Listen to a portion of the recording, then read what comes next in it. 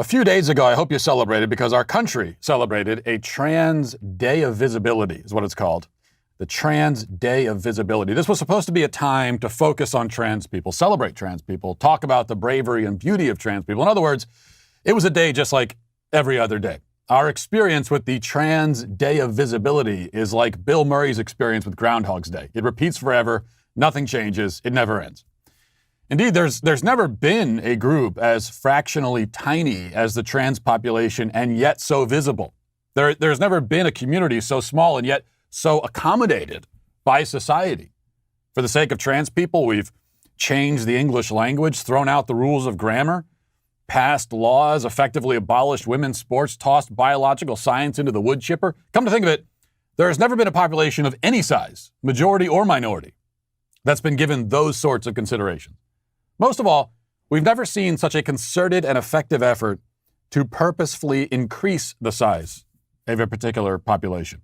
There are 10 times as many trans-identifying people in Generation Z as there are in older generations, and that figure is no accident. It's also not the organic result of people simply feeling more free to live in their authentic identities, live their truths, now that society is allegedly more open and tolerant than it was in the past. No, this is rather the result of programming. Children are initiated into the left's gender theory religion. And one Twitter thread meant to commemorate our Trans Day of Visibility perfectly demonstrates how this works. So it's worth looking at.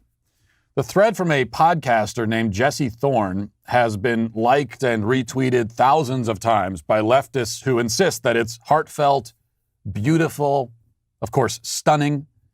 In it, Jesse explains how he and his wife, who hosts her own podcast, by the way, appropriately titled One Bad Mother.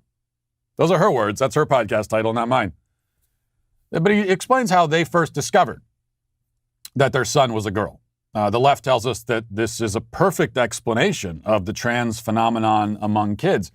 And I completely agree, actually. So here's the story as he tells it, okay? He says, quote, "I'm the parent of a trans kid. I want to clarify what that means as best I can, because a lot of folks don't know or make incorrect presumptions. Happy #Trans Day of Visibility. My daughter is 9. When she was born, we assumed she was a boy, gave her a boy name, called her he. We gave her all kinds of toys. She generally preferred the ones our culture associates with boys, like building toys, trucks, and robots. She hated getting haircuts and always wanted her hair long, like my wife's. But we just figured kids hate haircuts. She loved the Jungle Book, especially the part where Baloo, the bear, dresses up in a hula skirt. But what kid doesn't love that? When she started kindergarten, my wife was bathing her. Hopefully it's not the first time the child was bathed, but we'll get past that. An adult friend of ours had just come out as trans, and my wife mentioned that not all girls have vaginas and not all boys have penises. Our daughter asked, some girls have penises? My wife said yes.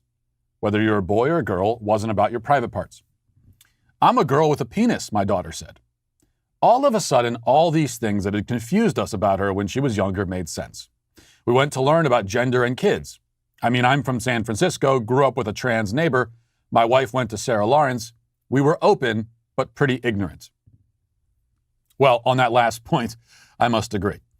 As for the rest, I still am not ready to accept that so many people can read all of that, what I just read to you, and come away thinking, yes, well, clearly that child was really a girl all along.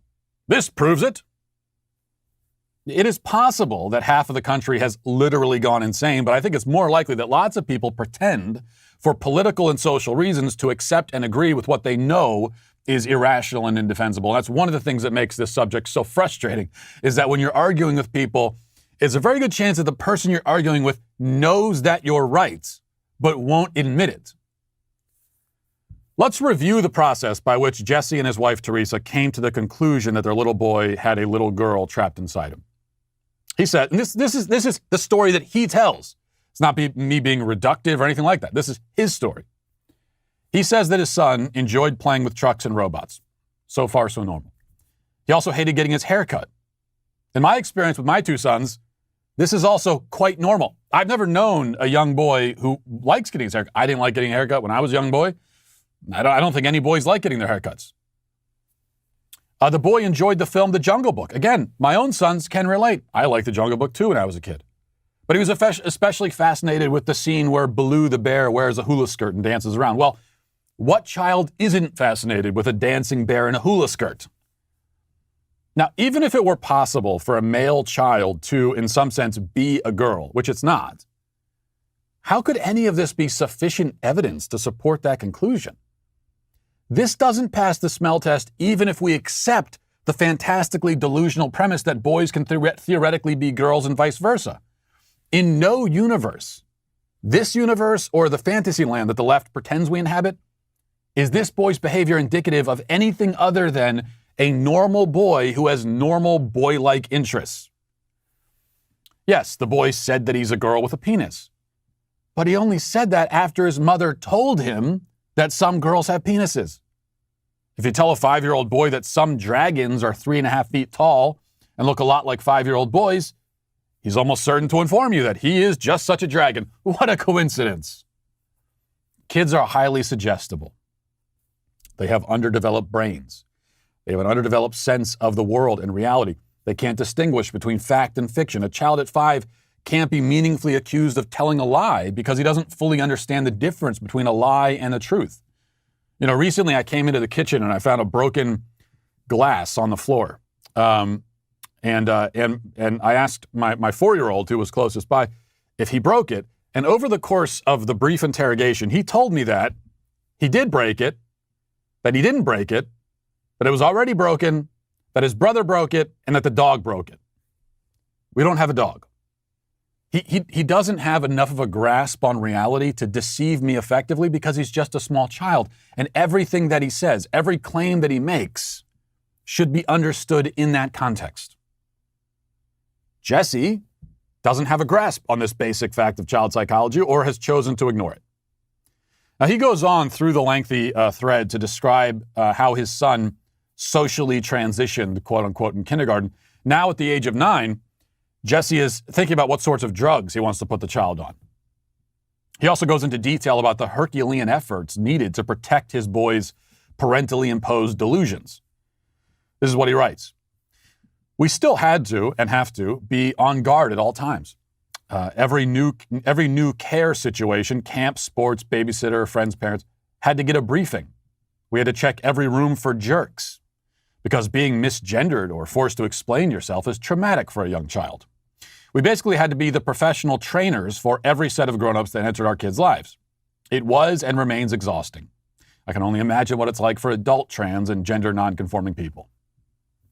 Now, Jesse doesn't stop to consider why an allegedly authentic identity should require so much work to preserve. If his son is a girl, why does every adult in his vicinity need to be prepped on the proper ways to address him and act around him? My daughter, real daughter, actual girl, doesn't need me to give a speech to every person she comes across. I don't need to explain to anyone that she's a girl. I don't need to make any effort at all to maintain her in her girl identity. That's because there's a difference between my daughter and his. The difference is that my daughter is a daughter. The rest of the thread is as disturbing and diluted as what we've already reviewed. But there was one brief moment of clarity, lucidity. Jesse wrote, quote, "Anyway, she told us her new name, Grace. Actually, she initially said Grease, but we figured out what she meant. Not the clearest enunciator back then." Ah, yes. You figured out what, quote, she meant. That is indeed the job of a child, of a parent, I should say. Children say many things and often don't know what the words that they're using actually mean. They make claims that aren't true and that they don't know aren't true. They express desires that are not really their desires. They say things all the time that begin with, I want, and a parent has to say, no, you don't really want that. You think you do, but you don't. It's your job as a parent to use your maturity and wisdom to guide your child, lead them, not be led by them. Jesse heard his, quote, daughter say that, quote, she wanted to be called Grease. Well, Jesse knew that Grease is a ridiculous name. Surely he can't actually want that name. And even if he does, it's for his own good that you guide him to a different name. Because he doesn't understand the significance of a name. You can't look ahead into the future and consider what it will be like to actually live with that name. That's why we give our kids their name. And even parents who let their children choose their names still don't really let them choose them. I mean, you'll notice that you very rarely hear about a trans child who chooses their own name and is now referred to as Dragon Ninja or Giant Pirate or something like that. I think it's odd, isn't it? All these young kids who choose their own names, quote unquote, they always end up with trendy sounding names. They never end up with the kind of name that you would expect a 5-year-old to choose.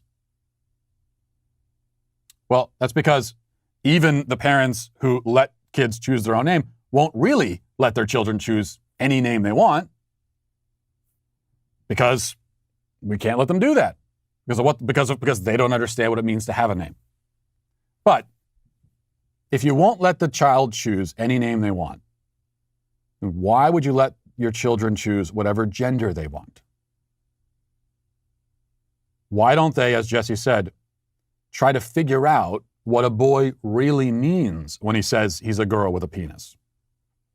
Why don't these parents apply their superior wisdom and maturity to that situation and offer their children some much-needed guidance? Well, because they see their children as political statements and fashion accessories. That's the truth. They don't see their kids as kids. They don't see their kids as human beings.